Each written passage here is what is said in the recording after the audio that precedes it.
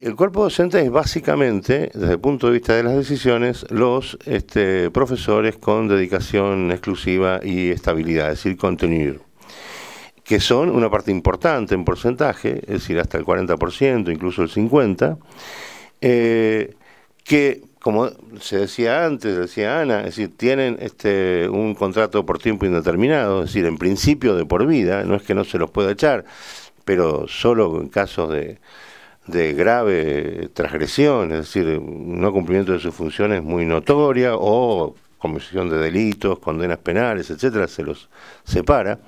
Así que la universidad, cuando incorpora a un profesor de modo vitalicio, en realidad lo hace parte de la corporación en términos de ser dueño.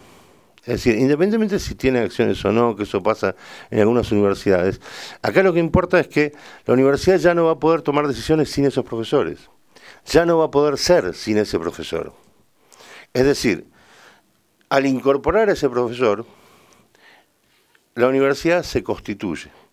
Es decir, se constituye con las características de ese profesor, con su modo, con sus conocimientos, con sus prácticas pedagógicas, con su modo de trabajar con los demás profesores, pero también con una cantidad de decisiones que son las decisiones académicas en las cuales los profesores tienen un peso muy importante, o porque estrictamente está previsto consultarlos, o porque no se pueden hacer sin el consenso de los profesores. Y eso me parece que es muy interesante cómo lo relata Rosowski.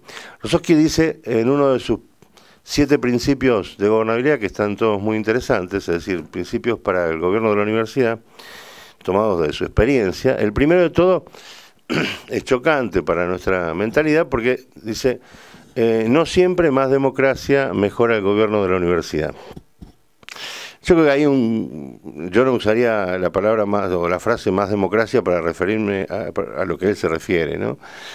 Pero, porque quiero decir que más participación no es necesariamente más democracia. Hay muchos modos democráticos de tomar decisiones y no todos tienen que ver con una participación de voto, es decir, a través del voto. Y eso lo conocemos, digamos, y en los modos de conducir universidades hay países muy democráticos que no tienen un sistema, por ejemplo, tripartito o cuatripartito de gobierno, es decir, tienen otros sistemas y no dejan de ser esas instituciones democráticas en países democráticos, ¿no? Entonces, por ahí lo que está diciendo es, no porque voten más las decisiones se mejora la gestión. Y eso me parece algo atendible.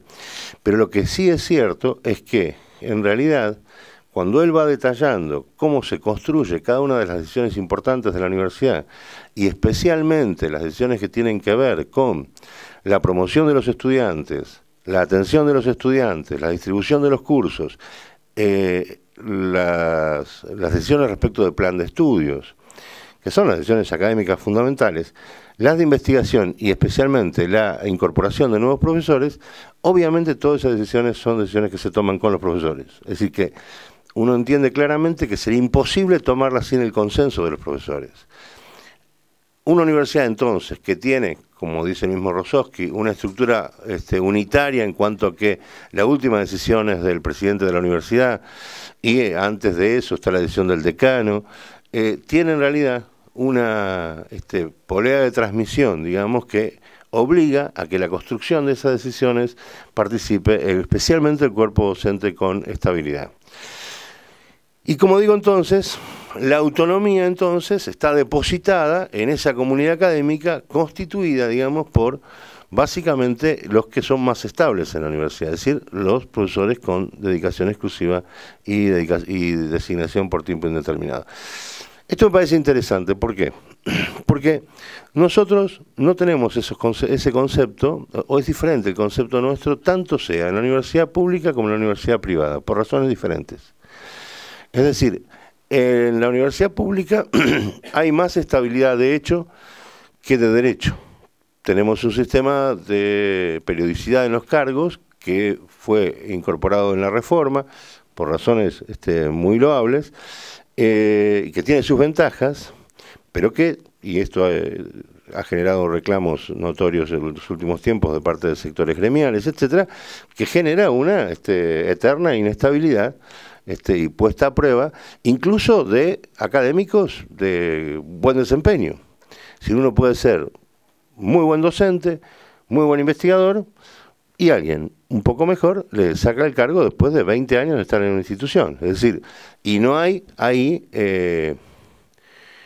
explícitamente ningún recurso al compromiso institucional, etcétera, que a uno lo salve. Está bien, las prácticas son diferentes y resuelven el problema. Si nos llamamos a concurso cuando corremos el riesgo de que un profesor de mucho tiempo se lo pierda, es decir, pero bueno, no es lo que está previsto, ¿bien? Sin contar con las otras prácticas que tampoco están previstas, como los interinatos eternos. Es decir, que significa una continuidad, pero también significa una continuidad sin ciudadanía o una continuidad sin la seguridad que permite un compromiso mayor, ¿no? Es decir, esto está visto como uno de los problemas graves de nuestra organización académica. La ley del 95 trató de zanjar esta cuestión poniendo un plazo para que se lograra concursar hasta el 70% por lo menos de las plantas docentes, y todos sabemos que eso fracasó. Es decir, si bien especialmente en los últimos años se avanzó bastante en concursos en muchas universidades, estamos muy lejos de llegar al 70% del sistema, pero lejísimos, ¿no? Es decir, creo que si hay universidades que tienen el 60 o el 50, se consideran que tienen muchísima gente concursada. Entonces, ahí tenemos una deuda, me parece a mí, en cuanto a lo que sería constituir una comunidad académica que goce de la libertad, digamos, que da el compromiso institucional y la estabilidad, que parece ser constitutivo de la autonomía, digamos, en una universidad como Harvard.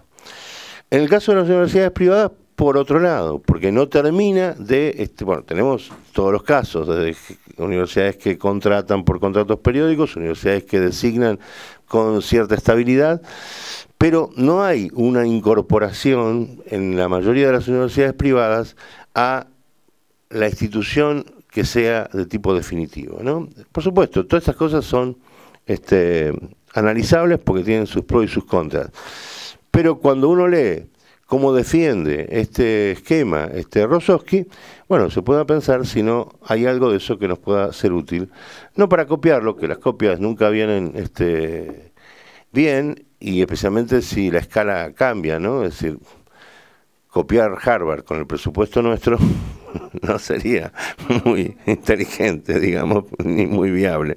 Pero quiero decir, inspirarse en cosas que se ven en otros lugares para ver cómo mejoramos lo nuestro en algunos puntos que tenemos problemas, me parece que es algo a tener en cuenta. La otra cuestión que me interesa destacar tiene que ver con los planes de estudio, es decir, el tema curricular. Nosotros, hoy estuve en una reunión en el CIN discutiendo cosas de posgrado, que si hay maestrías profesionales, que si las maestrías son académicas, etcétera, tema que nos viene acongojando desde que salieron los estándares de acreditación de posgrado, y con lo que nunca terminamos de ponernos de acuerdo. Acá uno lee lo de Harvard y le queda muy claro, es decir, las maestrías son profesionales y la formación académica se hace en el doctorado. La facultad que dirige Rosowski es la facultad central de la universidad, donde se forma el grado y el posgrado académico. Las facultades profesionales son las facultades a las que van los que hacen el grado, es decir, el bachelor, y quieren seguir una alternativa profesional. Lo que él rescata, aquel que elige la vida académica, que es obviamente por lo que él optó, porque se dedicó toda su vida a eso, etcétera, es justamente los que siguen en la Facultad de Artes y Ciencias, que por eso tiene ese nombre tan amplio,